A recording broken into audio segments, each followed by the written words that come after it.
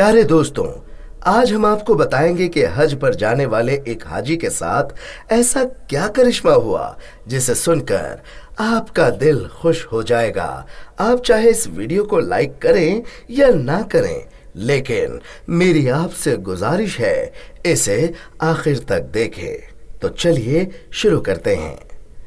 दोस्तों, ये कहानी सईद नाम के एक शख्स की है जो हज करके वापस जा रहा था और जद्दा एयरपोर्ट पर बैठा अपनी फ्लाइट का इंतजार कर रहा था, जबकि उसके साथ उसके मुल्क का दूसरा हाजी भी बैठा हुआ था। दोनों हज अदा करने के बाद वापस वतन जाने वाले हाजियों में शामिल थे। अचानक सईद के साथ बैठे हाजी ने एक लंबी सी सांस ली और अपने बारे में बताया। उस हाजी का नाम अब्दुल बारी था। उसने कहा, मैं एक बिजनेसमैन हूँ और अल्हम्दुलिल्लाह ये मेरा 10वां हज है। अल्लाह पाक का मेरे ऊपर बड़ा फजल है और मैं समझता हूँ कि हर हज के बाद मुझे अल्लाह के ज्यादा करीब होने का मौका मिला है।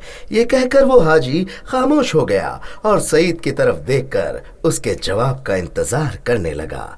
उसकी बात सुनकर सईद मुस्कुरा दिया और बोला, भाई मेरे हज का किस्सा कुछ ज्यादा ही बड़ा है, मैं आपका सिर नहीं खाना चाहता। ये सुनकर अब्दुल बारी हंसते हुए बोला, कोई बात नहीं, एक तो हम यहाँ इंतजार के सिवा कुछ कर नहीं रहे और दूसरा यहाँ खाने की हर चीज बाहर से 20 गुना ज्यादा महंगी है, बस एक सिर है फ्री में खाने को। ये सुनकर सईद किसी सोच में गुम हो गया, जैसे वो फैसला नहीं कर पा रहा हो कि अपनी कहानी को कहां से शुरू करें। आखिरकार सईद ने बोलना शुरू किया और कहा, मेरे भाई, मैं एक प्राइवेट अस्पताल में थेरेपिस्ट हूँ। मैंने 30 साल तक अपनी तनख्वाह में से थोड़ी थोड़ी रकम कटवा कर इस हज की तैयारी की है। इस साल हज पर जाने के लिए मेरे पास पूरे पैसे हो गए थे। सईद आगे बताता है कि मैंने अस्पताल से अपने पैसे लिए और कमरे से बाहर निकला।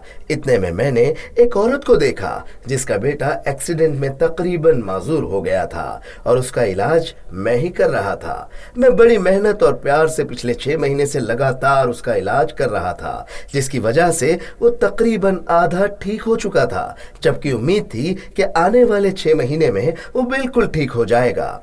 उस औरत ने मुझे सलाम किया और बुझे हुए लहजे में बताया कि वो लोग अस्पताल छोड़कर जा रहे हैं, शायद फिर हमारी मुलाकात ना हो, लिहाजा मैं आपको ढूंढ रही थी। ये सुनकर मुझे काफी हैरानी हुई। मुझे लगा जैसे वो मेरे इलाज से मुतमईन नहीं है। मैंने कहा, क्या आप मेरे इलाज से मुतमईन नहीं है? तो उस औरत ने कहा, नहीं नहीं डॉक्टर साहब, ऐसी बात नहीं है। आपने तो बच्चे को डॉक्टर के बजाय बाप बनकर संभाला है। मेरा तो रुआ रुआ आपको दुआएं देता है। आपने मेरे बच्चे में न सिर्फ जीने की उम्मीद जगा दी, बल्कि अपनी ड्यूटी से हटकर उसका इलाज किया और उसे तोहफे वगैरह भी दिए, जिसके लिए हम मियाँ बीवी आपके बहुत शुक्रगुजार हैं। सईद कहता है, ये सुनकर मैंने उनसे कहा, फिर आप अस्पताल छोड़कर क्यों जा रही हैं?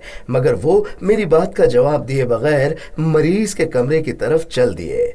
ये देखकर मैं सीधा एडमिन ऑफिस की तरफ गया और बच्चे का कमरा नंबर बताकर पूछा कि ये लोग अस्पताल क्यों छोड़ रहे हैं। तो मुझे बताया गया कि वो अस्पताल छोड़ नहीं रहे, बल्कि उनको कमरा खाली करने का नोटिस दिया गया है। लड़के का बाप जॉब से निकाल दिया गया है, जिसकी वजह से वो लोग अस्पताल के खर्च देने के काबिल नहीं है, लिहाजा उनको कमरा खाली करने के लिए कह दिया गया है। सईद कहता है, ये सुनकर मैं वहां से मैनेजर साहब के ऑफिस में गया और उनसे सिफारिश की कि बच्चे को इलाज जारी रखने की इजाजत दी जाए। मेरी बात अभी पूरी भी नहीं हुई थी कि इतने में मुदीर, जो मैनेजर था, उसने कहा कि सईद, ये एक प्राइवेट अस्पताल है, कोई चैरिटी इदारा नहीं।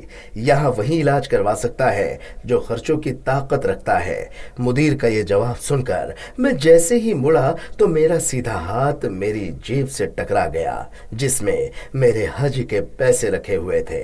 ऑफिस से निकलकर मैंने आसमान की तरफ देखा और कहा कि ए अल्लाह, तू अच्छी तरह जानता है मुझे तेरे घर आने का किस कदर शौक है, और अब जबकि मेरा ख्वाब एक हकीकत बनने वाला है तो इस बच्चे की जिंदगी का सवाल खड़ा हो गया है। ए अल्लाह, मैं मजबूर हूँ, मगर तू बेनियाज है। मैं हज पर ना आ सका, तब भी मुझे अपने फजल से महरूम मत करना।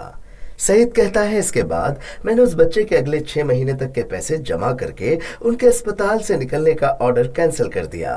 الحمدللہ میرا دل سکون سے بھر گیا تھا، لیکن حج پر نہ جانے کی کسک اپنی جگہ تھی۔ یہ سن کر دوسرا حاجی عبدالباری جو سعید کی بات سن رہا تھا وہ کہنے لگا، آپ نے اپنے حج کے پیسے اس عورت کے بچے کے علاج کے لیے دے دیے تو آپ حج پر کیسے آ گئے؟ یہ سن کر سعید بھائی نے کہا، جب میں گھر جا کر لیٹا تو حج کے مناسک کا ایک منظر میری نظروں میں گھوم رہا تھا۔ میں نے کئی بار بیت اللہ کا خیالی طواف کیا تھا، کئی بار لبیک اللہم لبیک کہتے مجمع کے ساتھ اپنی آواز ملا کر ان کا حصہ بن گیا تھا۔ پتہ نہیں کب میری آنکھوں سے آنسو بہنا شروع ہو گئے اور میں بہتے آنسوؤں کے ساتھ ہی سو گیا۔ میں نے دیکھا کہ میں بیت اللہ کا طواف کر رہا ہوں اور لوگ مجھے میرا نام لے لے کر حج کی قبولیت کی بشارتیں دے رہے ہیں۔ وہ کہہ رہے ہیں، اے سعید، اللہ نے تیرا حج قبول کر لیا، ہمارے حج کے قبولیت کے لیے بھی دعا کرو۔ سعید کہتا ہے، اسی کیفیت میں فون کی گھنٹی نے مجھے جگا دیا۔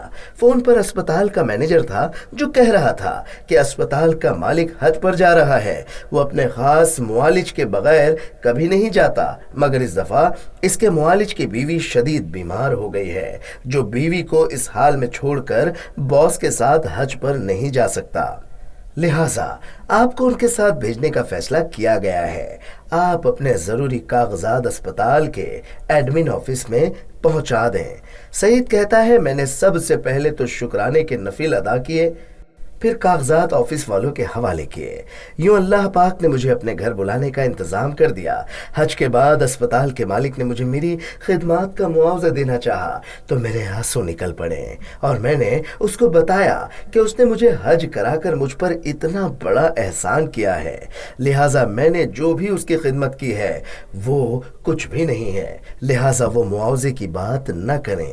پھر میں نے اسپتال مالک کو سارا واقعہ تفصیل کے ساتھ سنایا، یعنی اس بچے کے اور اپنے بارے میں بتا دیا، جس پر اس نے مکے سے ہی فون کر کے اس بچے کے مکمل علاج تک اسے اسپتال میں بنا پیسے لیے رکھنے کے لیے کہا، اور اس عورت کے شوہر کو یعنی بچے کے باپ کو اپنی ایک فیکٹری میں سپروائزر کی پوسٹ پر رکھ لیا اور اسپتال والوں کو میرے سارے پیسے مجھے واپس کرنے کے لیے کہہ دیا۔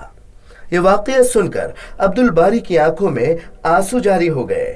اس نے اٹھ کر سعید کا ماتھا چوما اور اسے مبارکباد دی اور کہا کہ آج مجھے لگتا ہے کہ میرے ایسے 1000 حج بھی تیرے اس ایک حج کے برابر نہیں۔ اس نے اس کے اس طرح حج پر آنے کی تعریف کی اور کہا، حاجی سعید، اللہ پاک سے میرے حج کی قبولیت کی بھی دعا کر دو، اللہ پاک تمہارے حج میں برکت دیں۔ سبحان اللہ۔ دوستوں، یہ ویڈیو دیکھ کر یقیناً آپ کا دل خوش ہو گیا ہوگا۔ اس ویڈیو کو لائک ضرور کریں۔